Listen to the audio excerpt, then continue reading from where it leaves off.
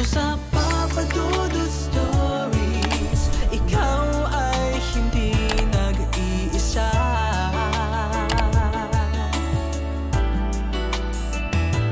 Dito sa Papa Dudut Stories, may nagmamahal sa'yo.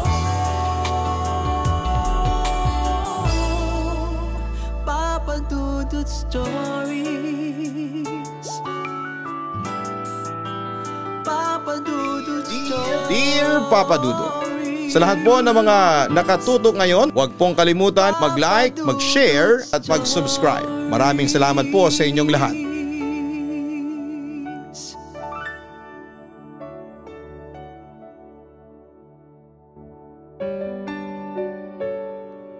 Magandang araw po sa inyong lahat.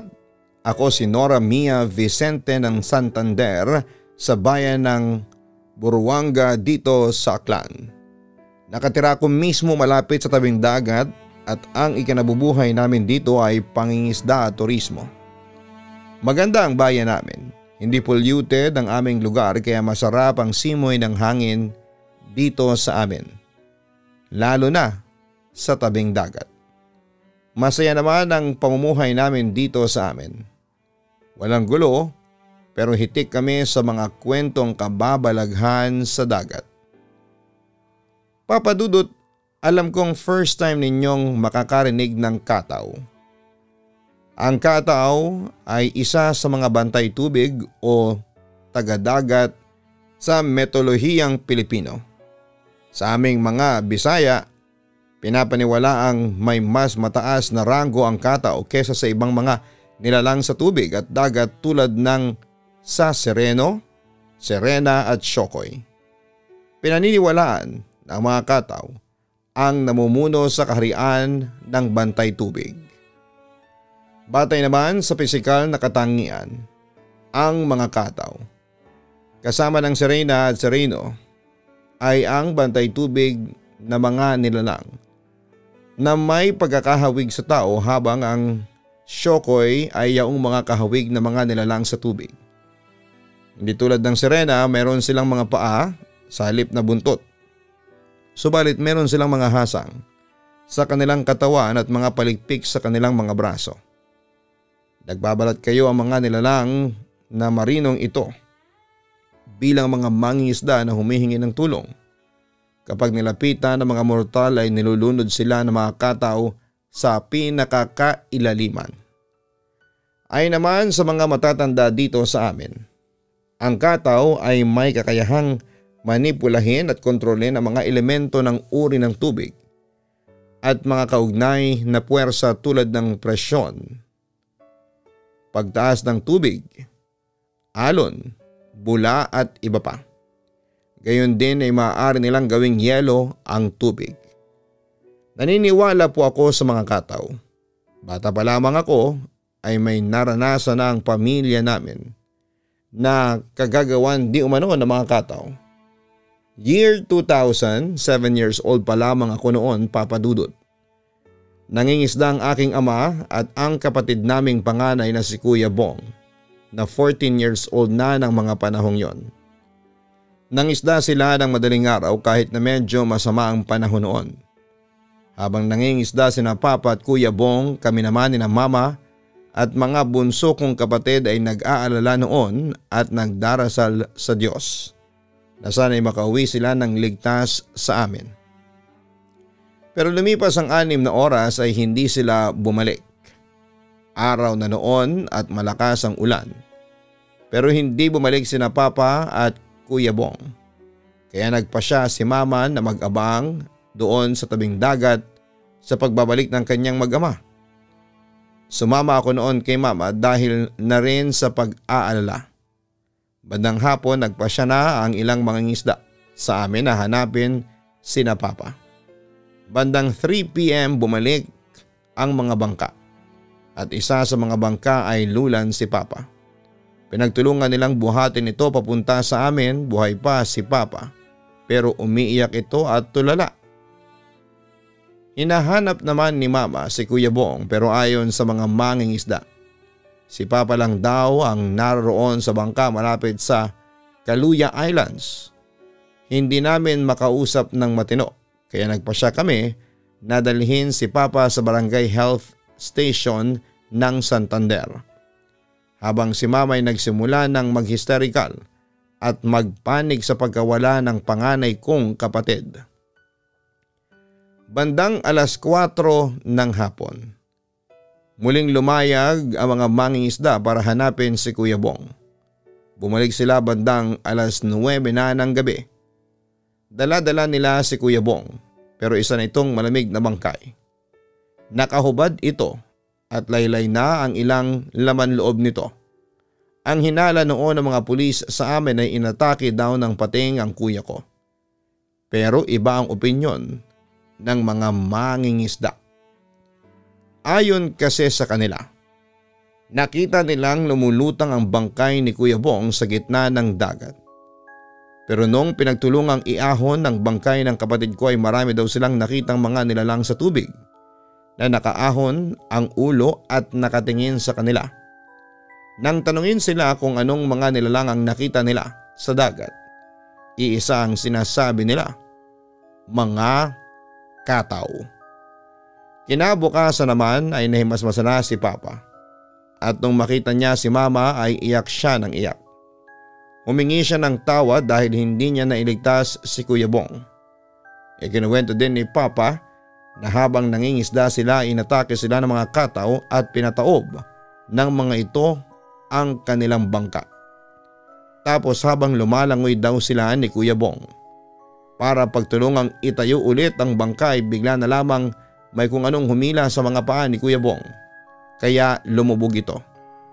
Mabilis ang mga pangyayari ayon kay Papa kaya hindi na niya magawang tulungan si Kuya Bong.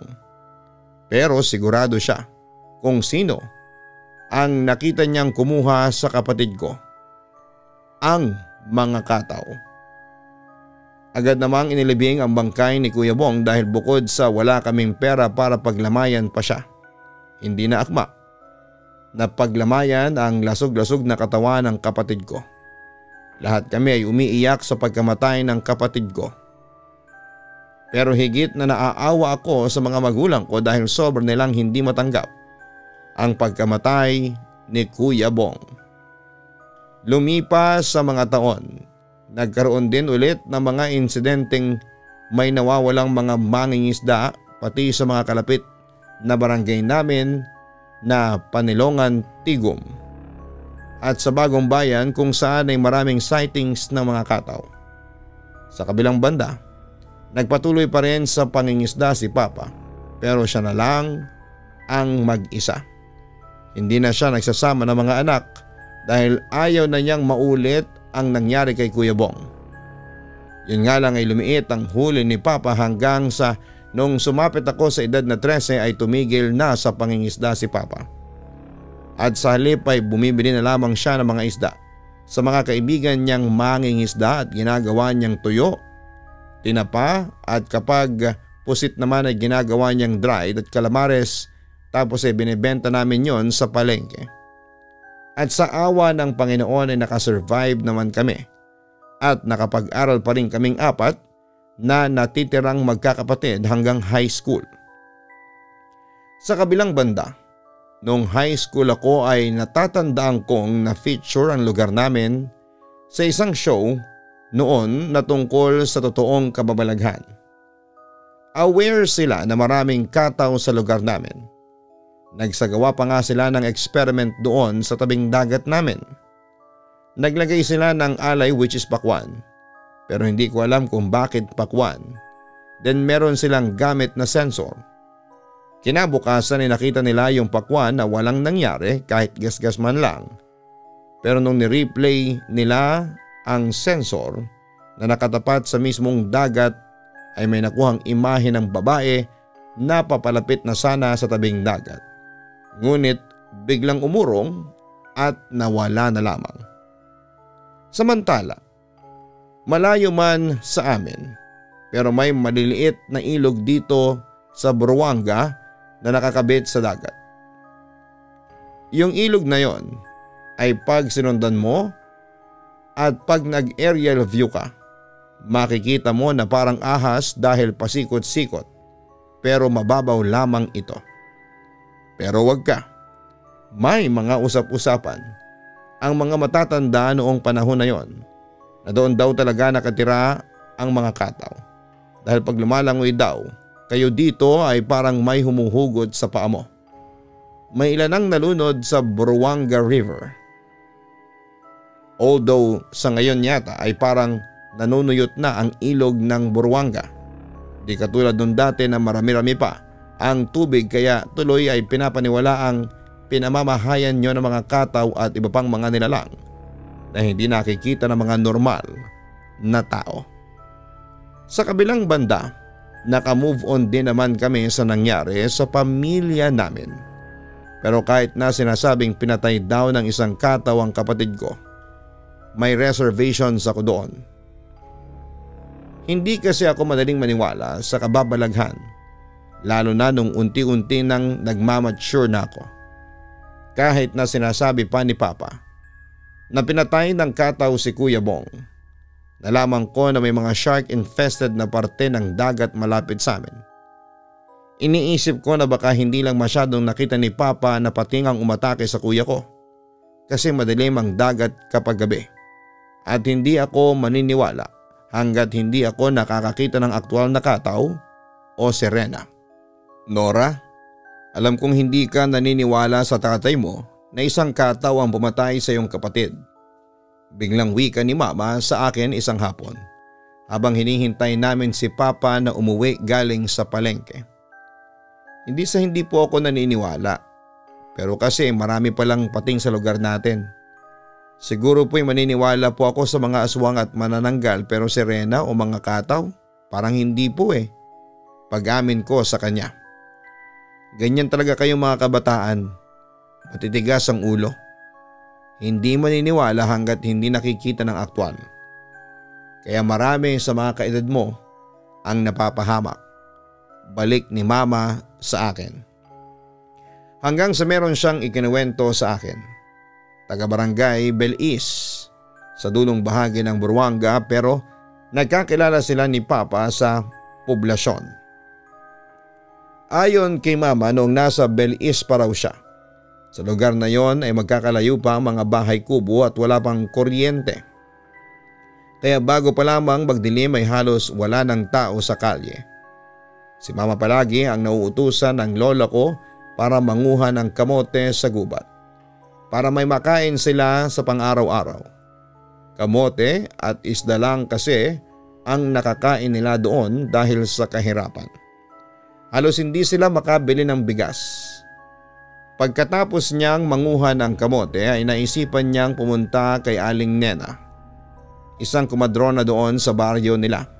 In short, siya lang ang marunong magpaanak ng mga buntis noon. Ang bahay ni Aling Nena ay nasa gitna talaga ng gubat. Parang nasa ibabaw na yata yun ng bundok. Hindi naman gaanong kataas yung bundok pero masasabi kong kabundukan pa rin. Nagtanong si nanay kung saan niya natutudan ang pagpapaanak ng mga buntis. Ikinuwento naman ni Aling Nena kay nanay ang nasaksihan at iginantimpala sa kanya ng isang kataw. Isang araw si Aling Nena daw ay nakatira pa raw noon sa tabing dagat kasama ang pamilya niya at ang pangingisda ang pangunahin nilang ikinabubuhay. Hanggang sa may naririnig daw si Aling Nena na parang matining na boses. Parang boses ng bata. Hinahanap niya ito. Nang paglingon niya sa gilid ay may nakita siyang buntot ng kataw na humahampas sa tubig sa likod ng batuhan.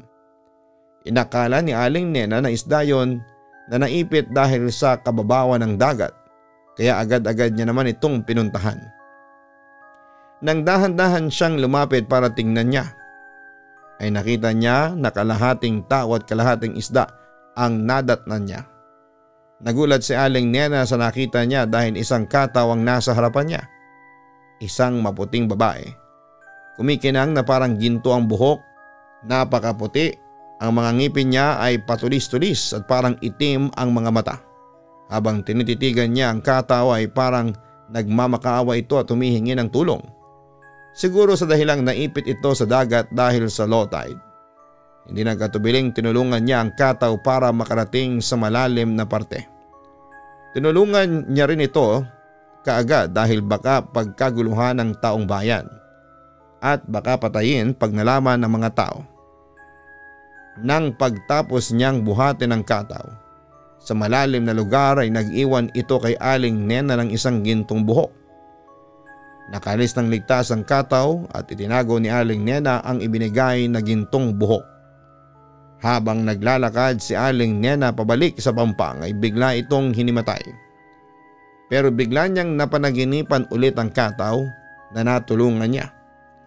Sabi sa kanya ng kataw sa panaginip, ay dahil sa kabutihan na ginawa mo sa pagtulong mo sa akin ay gamitin mo ang gantimpala ko sa iyo upang makatulong sa kapwa mo nilalang. Nagising na lamang si Aling Nena na nasa bahay na nila. Hindi niya ikinuwento sa nanay niya o sa iba pa ang nangyari at nakita niya. Nilagay ni Aling Nena ang gintong buhok sa loob ng maliit na garapon na naglalaman ng langis. Ilang linggo na ang nakakalipas nang may mga anak na sa baryo nila. Kadalasan kasi ay namamatay ang mga bata sa sinapupunan ng nanay nila dahil walang marunong na magpaanak sa baryo nila. Agad naman itong pinuntahan ni Aling Nena para tingnan ang pangyayari. May mga tao nakasilip sa labas ng bahay ng buntis pagdating niya. Nagtanong sa mga tao ang asawa ng buntis kung sino ang marunong magpaanak ng kanyang asawa. Walang nagsalita sa mga tao. Biglang nagsalita si Aling Nena. Ako po, susubukan ko po na paanakin siya gamit itong mahiwaga kong langis. Agad siyang pinapasok ng asawa ng buntis. Nung unay natatakot siya sa mangyayari pero nilakasan na lamang niya ang loob niya dahil sa gintong buhok sa langis at sa sinasabi ng kataw. Ipinahid niya ito sa tiyan ng buntis at dahan-dahan niyang hinilot paibaba ang tiyan. Maya-maya pa'y lumabas na ang ulo ng baby at ligtas itong nakalabas sa tiyan ng buntis. Natuwa si Aling Nena sa naging resulta ng ginawa niya at tinuturing niyang isang himala ang gantimpala ng gintong buhok na nanggaling sa kataw. Magmula noon ay takbuhan na siya ng taong bayan kapag may manganganak sa kanilang baryo. At madaming grasya na siyang nakuha dahil sa natutunan niya. Gusto ko pong maging katulad ninyo, Aling Nena, wika pa ni Mama. Kailangan nating maghanap ng kataw at hihingi kita ng tulong sa kanya, wika ni Aling Nena sa kanya. Samantala hindi na maalala ni Mama kung kailan yon pero isang gabi daw ay inaya siya ni Aling Nena na pumunta sa sinasabing batuhan kung saan ay nakakita ito ng kataw. Nagkataong high tide ng mga sandaling yon kaya mataas ang tubig at doon ay meron silang nakitang kataw. Ito raw ang kataw na iniligtas ni Aling Nena. Kaso papadudot ayon kay Mama nang makita daw siya ng kataw ay lumayo daw ito sa kanya at parang galit na galit. Nagtaka si Mama pero si Aling Nena ay parang alam ang ibig sabihin ng kataw at nakatingin siya sa akin na para bang hindi makapaniwala. Bakit po, Aling Nena? Bakit galit na galit sa akin ang kataw? Nagtatakang wika pa ni Mama. Tapos kwento pa ni Mama. May binanggit pa raw ang kataw kay Aling Nena tapos ay parang sila lang ang nagkakaintindihan. Naghintay naman siya ng sasabihin pa ni Aling Nena. Pero pagkatapos nilang mag-usap ng kataw ay mabilis daw siyang hinila palayo sa lugar. Noong bumalik sila sa aming bahay, agad na sinabi ni Aling Nena ang dahilan kaya galit kay Mama ang kataw. Anak daw kasi siya ng isang mangingisdang pumatay ng mga kataw. Bagamat hindi na nakagisna ni Mama ang kanyang ama dahil anak lamang siya sa labas nito. Alam daw ng mga kataw kung ang isang tao ay nagmula sa pamilya o may kapamilyang pumatay ng kataw. Kumbagay kapag pumatay ang isang tao ng kataw, magagalit ang ibang kataw sa lahi ng taong yon. Sa kaso ni Mama dahil ang ama niya ay isang mamamatay kataw. Galit ang mga kataw sa lahi nito. kasama na si mama at magiging anak o kaapu-apuhan niya ang pagkamatay ng Kuya Bong mo. Alam kong mga kataw ang gumawa noon kasi nagmula siya sa lahi ng mga taong pumapatay ng kataw. Pinatay nila ang kapatid mo bilang ganti sa pagpatay ng lolo mo sa isang kataw. Wika pa ni mama. Naisip ko, Papa Dudut, kung totoo ang kwento ni mama, nanganganib din pala ang buhay ko at ang buhay ng mga kapatid ko oras na pumalaot kami sa dagat at matsyempuhan ng mga kataw. Kaya simula noon kahit na hindi pa ako nakakakita ng kataw ay iniwasan ko ng pumalaot sa dagat sa pamamagitan ng bangka o kahit man lang magstay sa tabing dagat. Lalo na kapag gabi dahil baka matsyempuhan ako ng mga kataw at mapatay nila ako. Samantala lumipas naman ang mga taon. Nagdalaga ako at nagkaroon ng boyfriend si Michael. Later on ay nakapagtrabaho ako noon sa isang resort sa barangay Katipunan dito sa Buruanga. Isang gabi, first month sa rin namin. Nag-date kami sa tabing dagat sa resort na pareho naming pinagtatrabahuhan. Nakaupo kaming pareho sa nilatag naming tela sa buhanginan habang kumakain at nakatitig sa dagat at natatanaw namin ang ilang visible na barko sa malayo. Hanggang sa napag-usapan namin ni Michael ang tungkol sa kataw nang mapatingin ako sa tubig katabi ng batuhan. Naniniwala ka ba sa mga kataw, Nora? Tanong niya sa akin. Sa totoo lang ay medyo nasa pagitan ako ng naniniwala at hindi naniniwala. Ang papa at mama ko ay may sarili ng karanasan sa mga kataw. Pero ako ay wala. Hindi ako nakakakita ng mga kataw sa buong buhay ko. Sagot ko pa sa kanya. Pagkatapos kong magsalita ay may napansin akong malapad na tuldok-tuldok sa tubig na gumagalaw sa right side. Tinitigan ko lamang yon ng may pagkamangha at takot dahil hindi mo talaga ito mapapansin kung hindi mo ito tititigan ng husto. Ituturo ko na sana kay Michael yon ang bigla niyang pinigilan ang kamay ko kaya nagsalita na lamang ako. Michael, tingnan mo oh. Ano yun? Ang angas kaso nakakatakot. Nai-imagine ko si Kraken. Ang sabi ko. Wala lang yan, bula lang yan. Ang sabi pa ni Michael sa akin. We, bakit tayo mong ipaturo kung bula? Bakit gumagalaw? Salungat sa wave ng tubig. At bakit hindi pumuputok? O sisa ko pa. Ang dami mo talagang napapansin. Wala nga lang yan. Sagot niya sa akin. Nalata ko naman na medyo kinakabahan si Michael ng mga sandaling yon. Hinayaan ko na lamang muna si Michael habang nakatitig pa rin sa papalayong kakaibang bagay na yon. Nang malayo na talaga sa amin ay saka muling nagsalita si Michael. Kataw yun, Nora. Hindi pwedeng banggitin ang kataw sa harap niya dahil alam niyang pinag-uusapan natin siya. Ayoko namang umuwi tayo ng basa dahil hahampasin tayo ng alon noon pag nagkataon. Wika pa ni Michael. Talaga? Medyo kinabahan na rin ako ng mga sandaling yon. Kahit tumitig ka magdamag dyan sa tubig ay wala kang makikitang kataw. Walang kataw rito at isa pa ay taliwas naman sa pinapakita sa movies ang tunay nilang itsura. Hindi totoong maganda sila. Kung di, isa lang yung ilusyon. Matutulis sa mga ngipin at kuko nila at may malalaking bilog na itim na mata. Webel ng mga kamay. May mahabang buhok na malagkit at may itim na buntot. Nangangain din sila ng tao. Inaakit nila ang mga biktima nila gamit ang magandang boses at ilusyon na magandang nilalang sila. Ang sabi pa ni Michael. Ano kayang ginagawa ng kataw na yun dito? Kunwari pa-inosenteng wika ko. Pero kinukutuban na ako na nakita kami ng kataw sa malayo kasi tinatarget ako nito. Namamasyal lang yun dito at nagtitingin-tingin. Malapit lang kasi rito ang tirahan nila. Sagot ng boyfriend ko. So hindi lang pala tawag na mamasyal. Anong itsura ng kataw sa paningin mo? Iba kasi ang nakikita ng mga normal, hindi ba? Kunwari sabi ko sa kanya. Unlike sa kataw, nakalahating tao at may buntot ng isda. Ang kataw ay humanoid. Wala silang buhok at tenga. Instead ay fin at dorsal fins ang nakalagay ron. May gills sila sa balikat, matatala sa mga ngipin at wala silang ilong. Webed ang mga kamay at paa. Higit sa lahat ay meron silang bluish black na mata. Nakakulay ng mga kaliskis na nakabalot sa katawan nila. Dagdag na impormasyon pa ni Michael sa akin.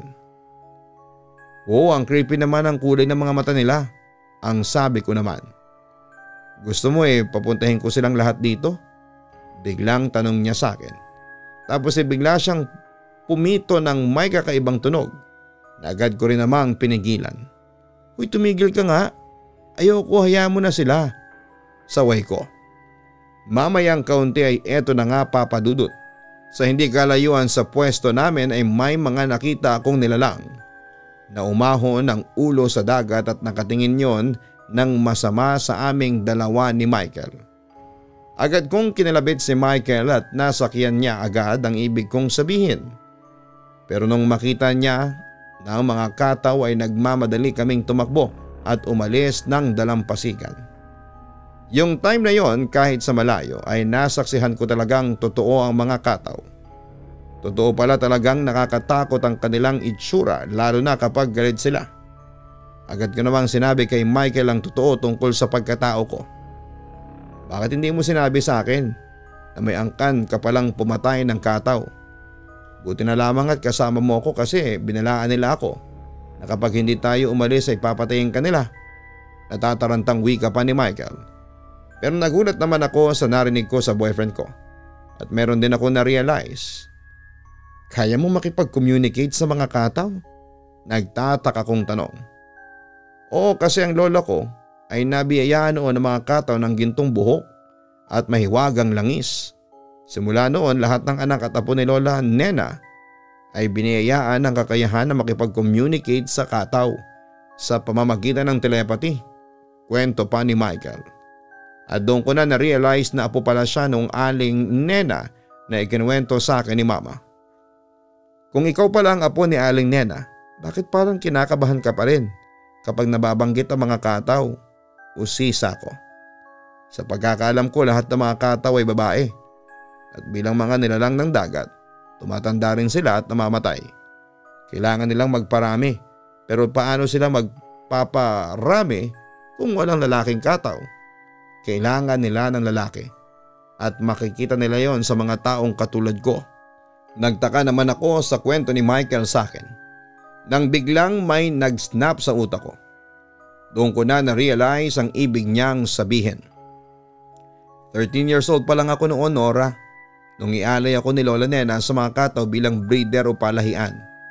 Sa loob ng 7 taon ay naging palahian ako ng mga kataw. Oo, ako ang naging susi para manganak sila at dumami. At alam ko ang nasa isip mo. Oo, marami na akong mga anak na kataw. Kwento niya sa akin. Talaga? Hindi ako makapaniwala noon sa aking narinig.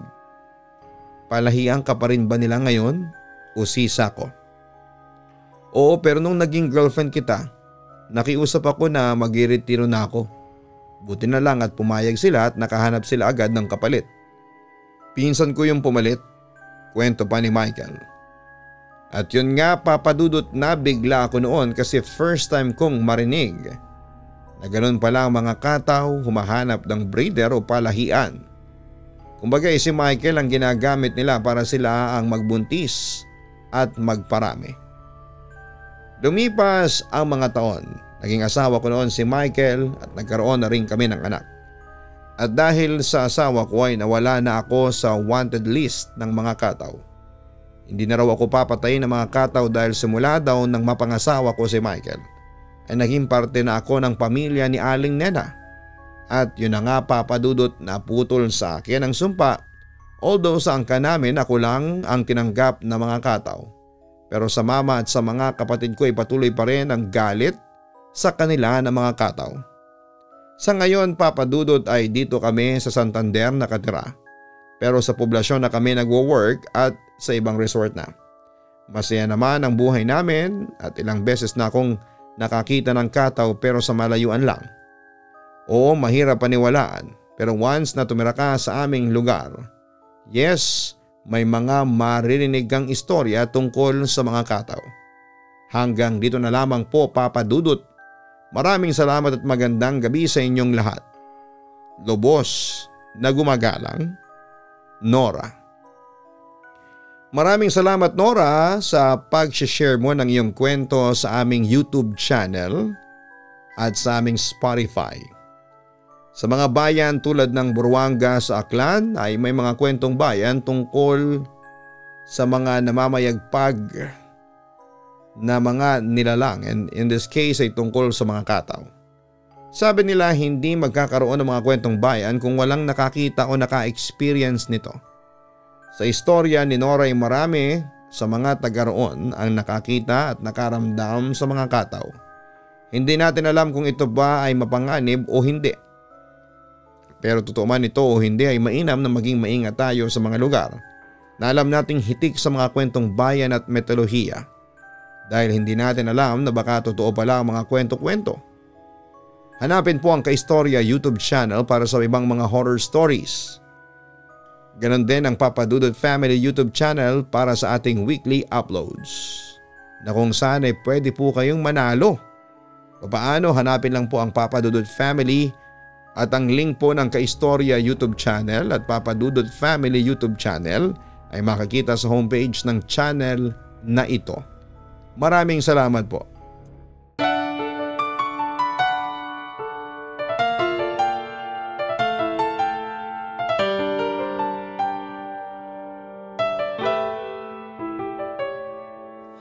Ang buhay ay mahiwaga, laging may lungkot at saya. Sa Papa Dudut Stories, laging may karamay ka.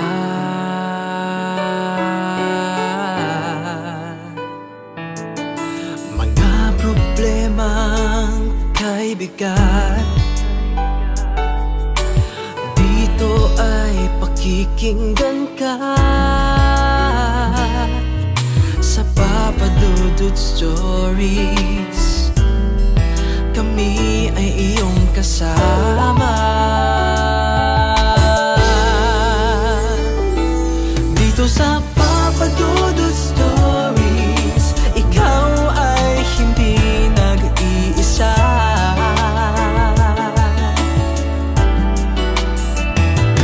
Dito sa Papa Dudut Stories, may nagmamahal sa'yo. Papa Dudut Stories, Papa Dudut Stories.